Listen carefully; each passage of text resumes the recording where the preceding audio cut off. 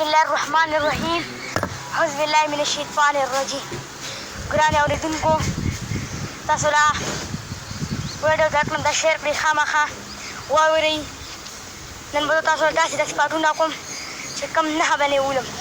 ملک ته وګورئ، اول دې ملک ته څه مثال دی. د دې ملک خیر لکه وطن ته ښکلی وایو، نو داسې وطن نه دی. ګپ ته وګورئ، پر هغلته وګورئ، باغونو د روډ دی.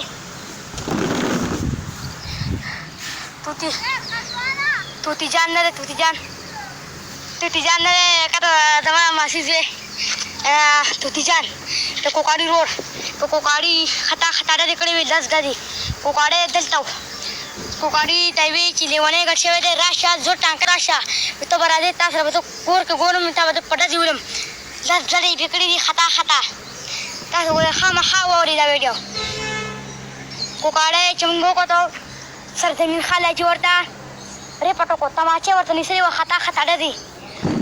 بیا د توتی جان لاجي زوی راغی، اسد خان بایجان، هغه ته یې کوکاړی خلاص کړو.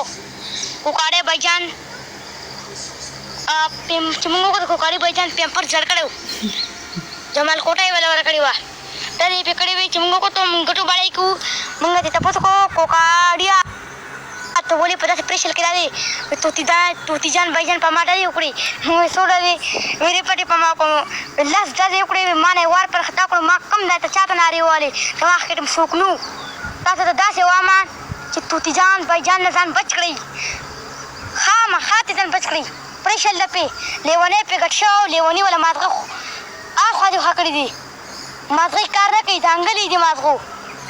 تاسو ته خالي مشوره درکړم، ګرانې اورېدونکو، زما کشرانو، مشرانو، وروڼو، دا تاسو ته خامخا وایم چې د ده نه ځان بچ کوئ، ځان ته بچ کړئ. بس دی مشر سړی دی، د کوکاړي مشر رور دی، دی خبرې د عمرونو بوډا سړی دی، دوبۍ کې وخت وباسي. هغه دا ملک هم نه پېژني، دا لیونونه هغه ځان نه هېرېږي.